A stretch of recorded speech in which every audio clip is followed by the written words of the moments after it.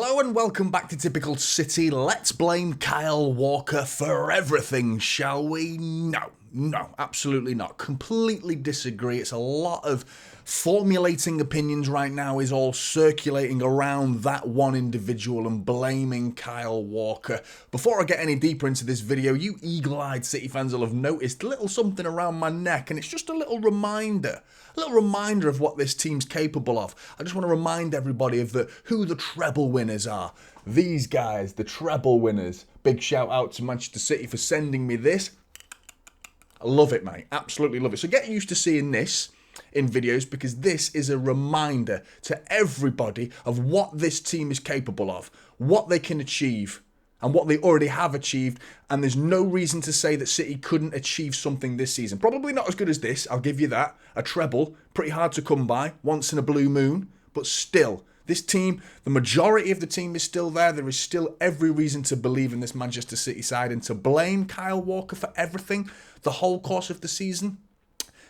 Now, this has all come from El Nobbins, a channel that I've occasionally glanced at. He does cover some tactical analysis of Manchester City. Most recently, the video that I was guided towards from a subscriber of mine was to do with Kyle Walker and solely blaming him for the Crystal Palace game, which I think is harsh. I just want to reiterate, this is in no way, shape or form an attack on El Nobbins. I don't know the guy.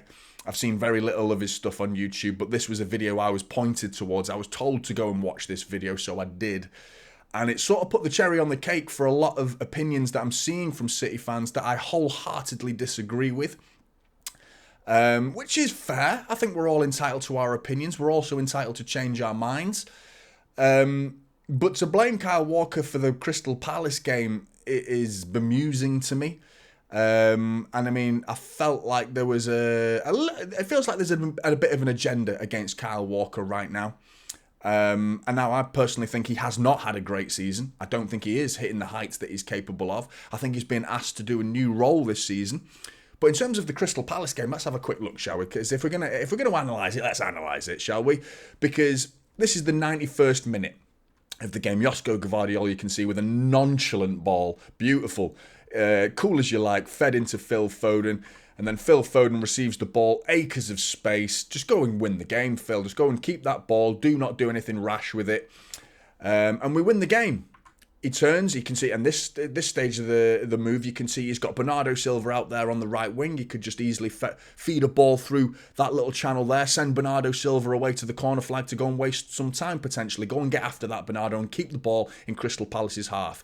Or you could even play it simply to Rodri. Try a little 1-2, lay it to Rodri, draw the players over to Rodri, and Rodri could dink one over the top to either Bernardo Silva and Phil Foden, who could make a run moving forward and effectively win the game. There was an opportunity to go and get a third there, and we've killed it. Instead, Phil Foden tries to be clever, comes inside, tries to beat his man, dispossessed, overruns the ball, completely dispossessed. 6 seconds later, Crystal Palace are counter-attacking. 6 seconds later, note the clock, here come Crystal Palace the other way, because Phil Foden's been dispossessed on the halfway line. Panic stations set in. The whole City team are now sprinting to trying to get back into position. So a question mark over laziness is another finger that's been pointed towards Kyle Walker. He doesn't seem to be committed to the cause. Yet here he is, back post, clearing that cross that comes in, 3 seconds after the counter-attack has started? He gets there, back post. He wasn't even in shot in the last frame. Now he's there, back post, and preventing Mateta from getting a back post header, chested volley, whatever you want to call it. Kyle Walker intercepts, heads that ball clear, and the ball then sprays out to the far side for Bernardo Silva to collect. And then within that situation, you could probably question, I think it's debatable. I think if you're a City fan, you're crying out a foul there. You can see Mateta's got hold of Bernardo Silva's arm. To me, that was a foul, just barely. It was a bit light. If it was given, it would be considered soft, but you wouldn't be going back to that and saying that was never a foul. One of those situations. And then this situation, Mateta actually, once he's got his strength, used his strength by grabbing Bernardo Silva's arm, pulling him back. He steps in front of Bernardo Silva and wins the ball. That's fair from Mateta, but the action before it to grab his arm and pull him back, that wasn't fair. Then the ball breaks. Kyle Walker with a fantastic tackle. That right there is Kyle Walker getting in front of Rodri, getting in front of his man, a really intelligent tackle in the penalty area, which is incredibly risky, high risk tackle. He nails it to perfection. Ball breaks instantly. Phil Foden's already started sprinting towards that loose ball that Kyle Walker's just tackled. Kyle Walker was the one who prevented the goal scoring opportunity, so now just finish it off by clearing the ball, or just let Mateta get it, see what Mateta can do, and then let Kyle Walker carry on his defensive actions. Phil Foden's got a mop up now. He's got a mop up. And to blame it on the fact that it's Kyle Walker's the captain, so therefore he should be the one kicking the ball, I'm lost with that one. Completely lost. Phil Foden, swinging and missing, and this is the worst angle. This is the one where Mateta's in his vision. He can see him. He can see him right there. Just steps in front of him, wins the ball, Mateta, bang, penalty. Then the goal that was scored to make it the sucker punch goal in the 75th minute. This was blamed on Kyle Walker, apparently. Here's the first attempt from Crystal Palace to send the ball forward. You can see Phil Foden's there immediately within shot. 74th minute and 55 seconds. 74th minute and 56 seconds. Does that look like sprinting to you? Does he look like he's attempting to actually close him down, or even get close enough to make him panic? Get close enough to make him do something different with the ball? Maybe overhit it, maybe underhit it, maybe skew it out for a throw-in. There was nowhere near enough pressure from Phil Foden in that moment. He's probably not going to get there anyway, but at least sprint to that ball there and then potentially put the player off. Instead, 74th minute and 57 seconds, so 2 seconds. And I mean, I don't know if you do know. Do you know how far you can sprint in 2 seconds? As a professional footballer, the speed of Phil Foden, he could have covered a lot of that ground in 2 seconds. He had 2 to 3 seconds to sprint towards the player with the ball. Instead, he lets him find him, get his head up, have a look, see who's on. Schlupp's is running in behind, is he? No problem. I'll dink it over to him with no pressure to stop that ball coming through. The ball comes through.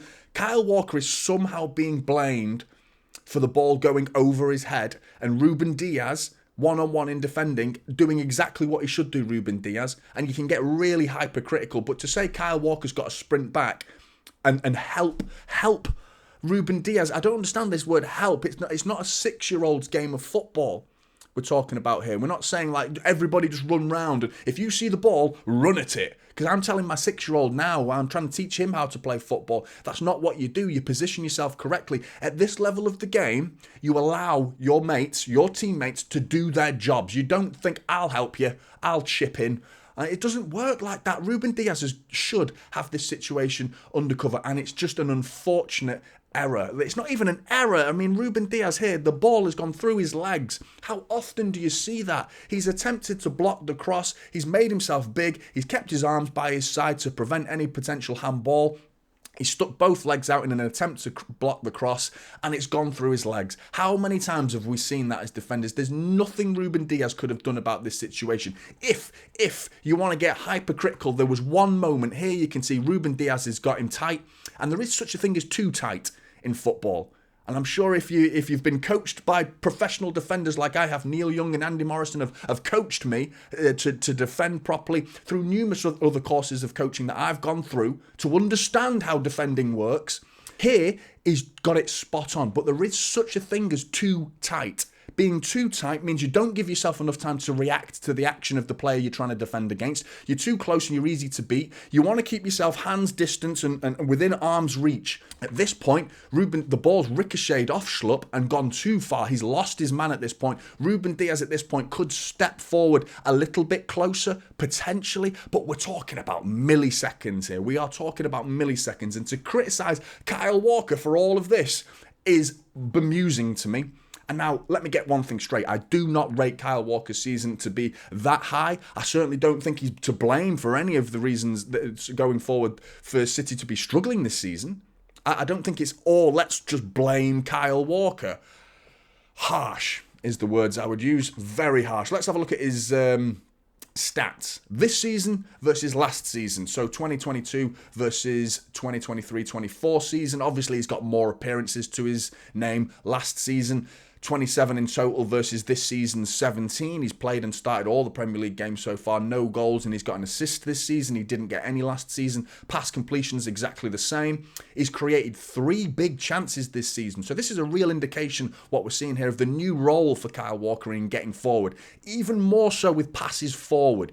So passes forward, last season he had 529 passes forward. And that's not an indication of, oh, he's trying to be creative. No, that's an indication of his position on the pitch. To give you an idea, if you don't understand, I'm sure most of you do, and I hope this isn't patronising in any way.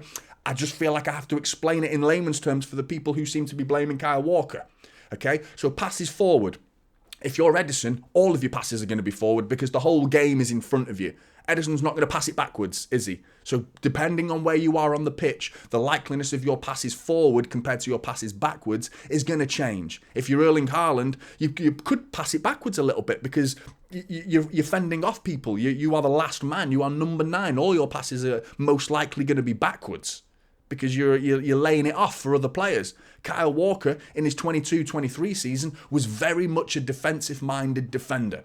So the game was in front of him. So therefore, all his passes had to go forward or sideways. Compared to this season, forward passes of 265 and passes backwards, he's already passed it backwards more this season than he did last season, which is an indication of how high up the pitch he's playing.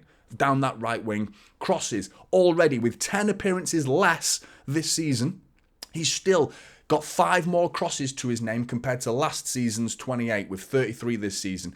Accurate crosses. The accuracy of those crosses, how are they doing? 14% last season. Poor. 39%. That's not that bad. And I've been really critical of him. Really critical of Kyle Walker's crossing ability. His stats against Crystal Palace, the game that he's being blamed for, 5 out of 7 were on target in the crossing. 1 created a big chance for Rodri. Side foot, puts it wide, Rodri. Another chance for Alvarez, created by Kyle Walker. Onto the head of Alvarez. Not enough power generated from the cross from Alvarez's header. Again, just how can we blame Kyle Walker for this game? It is beyond me. And then to say that there's structurally a problem, that Kyle Walker's, this new role of Kyle Walker is to blame for the whole season. Well, let's have a look at his heat map, shall we? Against Sevilla, you can see right there, Kyle Walker, very advanced up the pitch. A little dabble into defensive mode. That's to be expected. Sheffield United, so far up the pitch. Barely any involvement in his own half. Very much a right winger, effectively, in that game. Now, I do not forget that Kyle Walker's the reason they equalised. I remember that. So this is the level-headedness that I want to present to you on this channel. I don't want to just stick the knife in certain players and ignore other players completely for criticism. And vice versa. You make a mistake, you call it out. Kyle Walker made a mistake against Sheffield United, but his involvement in this game was very much an attacking involvement. But there is no taking away from that error that led to Sheffield United's equaliser when he tried to backheel it on the byline. Thankfully, Rodri turned that game around and we won the game. We won the game against Sevilla as well. Don't forget that, albeit penalties, but still. West Ham, not even a single red blotch in his own half. We win the game. Attacking from Kyle Walker. Red Star, same again. Win the game, completely dominating in the attacking side of the pitch from Kyle Walker. Now you look at Aston Villa. We lose the game. Kyle Walker's predominantly playing as his traditional right back. A little dabble into the attacking half here and there, but still, the majority of his action was seen in the defensive half of the pitch. Against Spurs, very evenly split. We draw the game. We do not win. Kyle Walker's being defensive again. Against Liverpool, entirely in his own half action for this game. We draw the game. Against Chelsea, another similar to Spurs, even. That's the Kyle Walker. That form there is what I want to see from Kyle Walker. I don't really want to see the Sheffield United heat map. I don't want to see the Red Star or the Sevilla heat map. That's too much of an attacking responsibility for me for Kyle Walker. But I've shown you Kyle Walker not playing in that attacking role, which he's getting blamed for. When we don't win or we draw, we blame Kyle Walker at the minute. Is that what we do? Because he's all Pep for putting him in out of position, for asking him to go forward and having those responsibilities. I will agree with you. I don't feel that comfortable that Kyle Walker should be going forward that much and being given that much responsibility to attack. I don't like that. That's not his strong points. It's not his strengths. But I've already proven with these heat maps that in the games that we're talking about, the games that we've not won, Chelsea, Liverpool, Spurs and Villa, the games that we've not won, he's not been doing that role. So how can you blame it on the structure that Kyle Walker's involved with? It's nonsense. And I'm sorry, it's nonsense. For me, I think it's just harsh, and we're talking about individual errors. In this case, Phil Foden. Phil Foden's mistake against Crystal Palace was the reason that game didn't end up in a Manchester City win. It's very, very simple. We don't need to tactically analyse every little detail to the point where it's unnecessary. When an error happens, an error happens. That's it. That's all that game came down to at the end of the day, and it's a shame, and we need to eradicate this because the number of mistakes that some of our players are making is too much. But let me tell you, number of errors that have led to a goal from Kyle Walker this season, 0. But I just think it's too harsh to be blaming Kyle Walker for everything this season. I've shown you there in the heat maps already that this isn't entirely down to Kyle Walker. I do think it's incredibly harsh to blame him for the whole season's misfortune, that we're struggling for a bit of form right now. I understand that, but let's not just blame Kyle Walker for everything. It's too easy. It's too easy, and it's the lazy approach, in my opinion. It's the lazy approach, and it's wrong. It's factually wrong. So, sorry, but what do you think anyway? Do you think Kyle Walker's to blame for the entire season failures that we've gone through so far? Because we're not even halfway yet. We're approaching the halfway mark now, and we've got a lot of football still to play. Plenty of opportunities to turn this round. I hope we do. We need to cut these individual errors out. We really need to cut these individual errors out. But get your comments in the sections below. I really want to hear them. Like and subscribe. Typical City is the channel, and I'll see you in the next one. This is typical City now, holding up silver.